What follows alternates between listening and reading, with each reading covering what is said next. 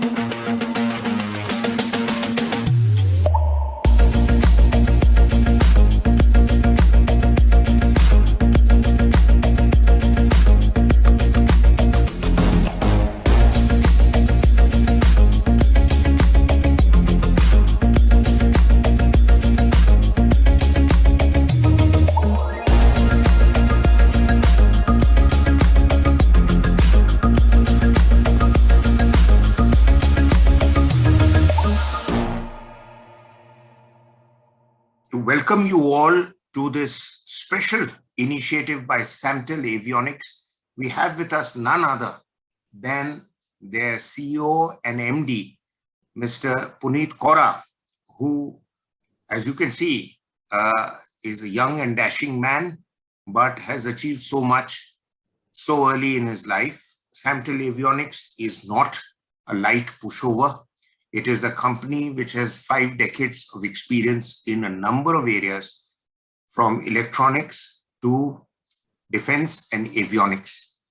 Our specific interest with Samtel Avionics is in the space of defense industry and in the Make in India initiatives, and Mr. Kaura is going to enlighten us about it. Mr. Kaura, Samtel has 5 decades.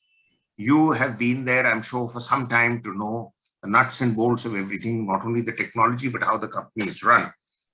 I want to understand that how come your company has become so effective in the aerospace business and is also planning to enter the Army and Navy domains. How is it that you have seen your experience in India? Has it been an upward climb? Has it been tough? Have you received the kind of support from the Indian government and the armed forces? Because these are not very easy areas to enter. Yeah, thank you, Mr. Raza. I think, and I would like to thank everyone involved in today's seminar, and my special congratulations to Mr. Raza to organize such an event. And I'm sure you guys, whoever is attending this, is learning a lot and also contributing towards this seminar and going to take away a lot from here. Now, coming back to your question, I would like to say that it's been almost close to, when you say 5 decades, it's been 5 decades in the electronic space for us. And when we picked up defense about 2 decades ago now, we picked it up again, looking at our capability in electronic space. And when we acquired a company in Europe, this was a company based in Germany, which was doing some activity in high-tech electronics in defense space.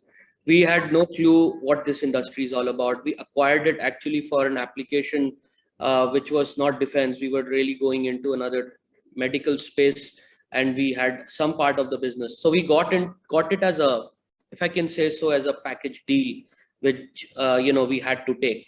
And at that point of time, BJP government was the Vajpayee ji's government was there, and we had just opened up the doors for private sector in 2001. So we entered this space exactly the same year, coincidentally, in 2001. There was not a plan, it just happened. So as you said, some things are destined, and this was destined. I think when we look back to our journey, as you mentioned correctly, a lot of people have come forward and have held our hand. I think without mincing words, organizations like DRDO, of course, the Indian Air Force, and so on and so forth, followed by the PSUs we work with. We have a JV with HAL, and we work with Bell. So all those small steps where they were holding our hands have contributed in this journey, and I would like to pay my gratitude towards all those different incidents that happened with people were holding our hand. I think journey was a lot of journey of faith. As you rightly pointed out as well, it's not easy. We have built all the technologies in-house. Everything we do, our IPR is completely indigenous. We don't import technology. We actually own the full IPR. Everything we supply to Indian Air Force, and we plan to supply to Indian Army, is going to be all indigenous, indigenously built, which is coincidentally again very much the mantra of our current government, Atmanirbhar Bharat. And this mantra has been there since 2 decades, and actually more than almost 5 decades for us. And we are now at a cusp of really going global. We have done a few global projects, and as Indian government is pushing players in India to actually reach a mark of exports, which will create a dent in the global aerospace and defense industry. And we are moving slowly but steadily in that direction. Okay. So that is a very broad template that looks at what all you are doing broadly. But let me ask you a very pointed question. The military as a customer is a very difficult customer.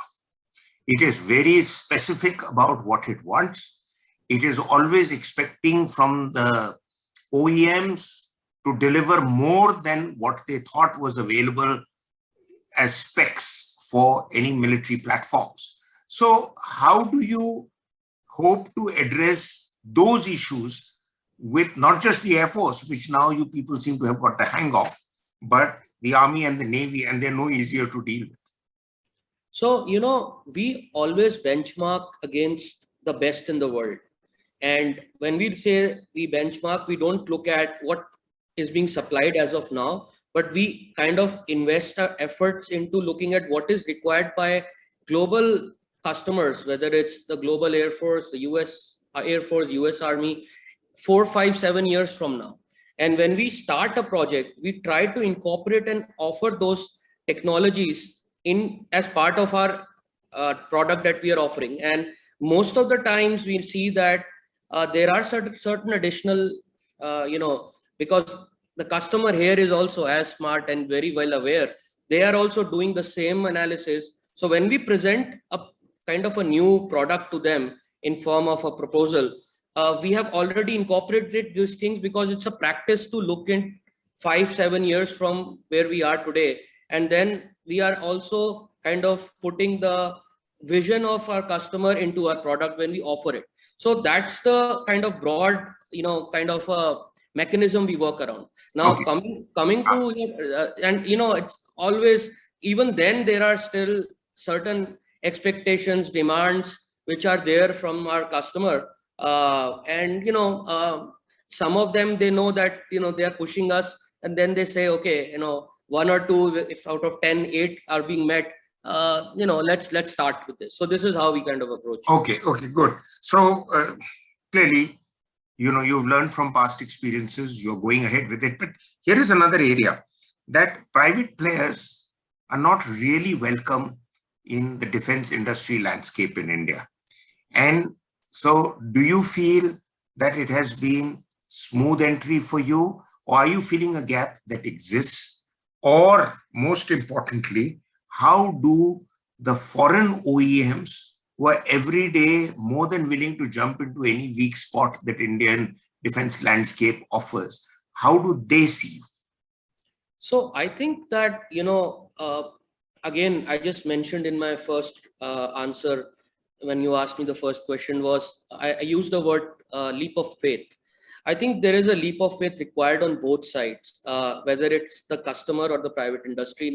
I can give you a real-time small antidote or a small story which actually happened. I mean, our product, when it was getting developed right at the beginning, which was the cockpit display for the Sukhoi 30 aircraft, we were replacing all the best in the world, right? They were already importing from Europe and elsewhere.